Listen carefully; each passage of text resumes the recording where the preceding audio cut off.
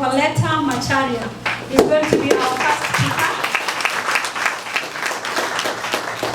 Collette Macharia is a right-brain strategist and educator who envisions a world where everyone is empowered to cultivate, optimize, and release their potential to become a more effective leader. Her work is focused on equipping teams and individuals to create plans that harmonize their abilities, aspirations, and actions to lead better, work smarter, and thrive personally and professionally. As a seeker of literary enchantment, Collette started wading in literary waters in 2007 when she penned and published a short story titled Until the Fat Lady Sings. She contributed reflections that were published in the Upper Room Ministries and The Secret Place, and then took a writing hiatus until 2019, when she wrote the book How to Design Your Career Game Plan. Since its launch in 2020, How to Design Your Career Game Plan has lifted hundreds of professionals out of their career dilemmas, and it continues to be a valuable resource for personal and professional development. It is available on Amazon, Luria, and Textbook Center. Colette's latest project is her soon-to-be launched memoir titled Like Fine Wine, in which she recounts her moves, grooves, and goofs in 4 African countries over an 11-year nomadic stint with her family. You can go ahead and pre-order your copy now. Collette wears many t-shirts, among them being director and lead coach of Cogent Afrique, a company she found to bring out the best in people through coaching and training. Number 2, she is the president of the board at the Leadership Connection, a movement that exists to support the call, strengthen the lives, and sharpen the skills of kingdom leaders worldwide. And number 3, she's a mentor and a member of Employability Community of Practice at Education Collaborative, and where she is also currently leading a short-term career services project. Number 4, she's the host of the Work in Progress with Collette Macharia podcast. As the founder and so far the only member of the Most Running Club, Collette is regularly spotted in her pink t-shirt. Is she in pink today?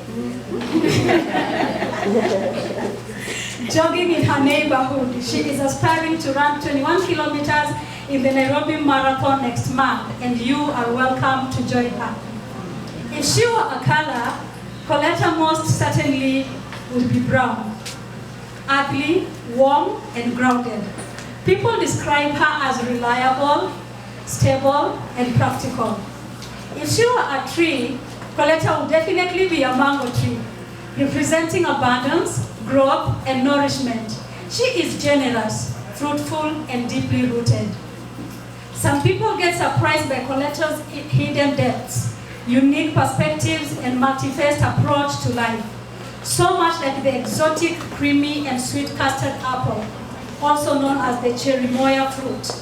I guess that's what she'd be if she were a fruit. If she were a fruit, she would be a cherimoya fruit. Those close to Collette know that she is fiercely loyal, protective, and loving. She is playful and unwaveringly devoted to her family. So you can go ahead and say, if she were an animal, she would be a dog. Being requested to contribute to this work, How We Rise, that we are launching today, came as a pleasant surprise to Collette. She still wonders how her humble profile fits in with the 11 elegant women of note whose inspiring stories grace the pages of this book. But then again, being the only female in her household of 3 men, and the only one under 5 feet tall, she is used to being the odd one out. So Collette is feeling like the odd one out today. Now, with a round of applause, and with joy on our faces and in our hearts, let us bring our speaker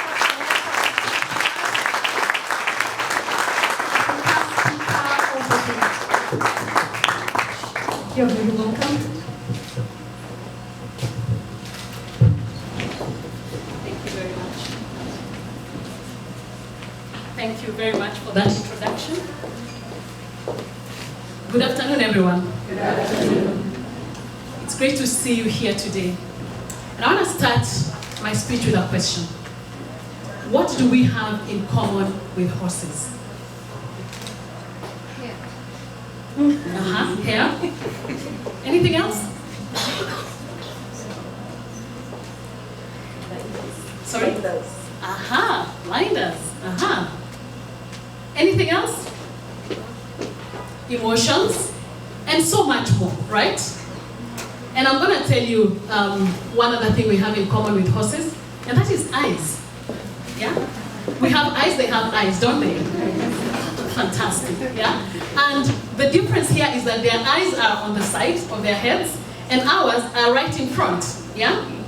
And so, which now brings me to this space of why, when those eyes are on the side and ours in the front, what does that mean? It means that for horses, they have a peripheral vision that goes almost to 360 degrees. They can see things right there without even turning their heads.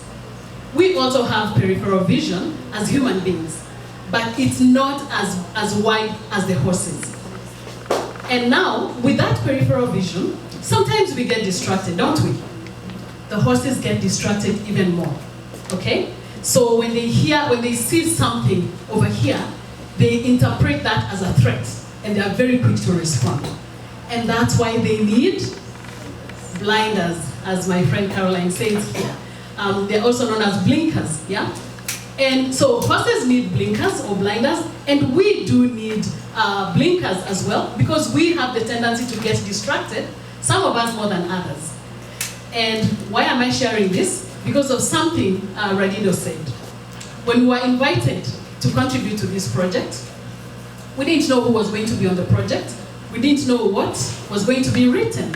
And so we came in with those blinders. And I guess that's why we were able to be authentic and to share our stories without comparing and without wondering who else is here, what are they gonna write, is my story going to sound good enough? And so, Mr. Doso Radido, congratulations, you did a fantastic thing. If that was a strategy, then you get 10 out of 10 for that. And for that reason, we have this book. Never mind, mine has a lot of stuff on it, yeah? And this book is a fruit of all that labor. So, congratulations, my co-authors, for dedicating yourselves, wearing those blinkers, and focusing right ahead. And this book is not only a fruit, it's also a seed, isn't it? Yeah? And speaking of seeds, a story is told of this farmer who, year after year, he produced premium crop from his farm. And one day somebody asked him, how is it that you're able to produce premium crop every year? And this farmer said, you know what I do? I always share my premium seed with all my neighbors, so that when they plant their crop and the wind comes or other pollination factors come in, then I do not risk having my crop mixed with other stuff that is of inferior value. And so today, my call to us all is to take this seed, all right, and share it with other people. Because I promise you, it is good seed. It is premium seed.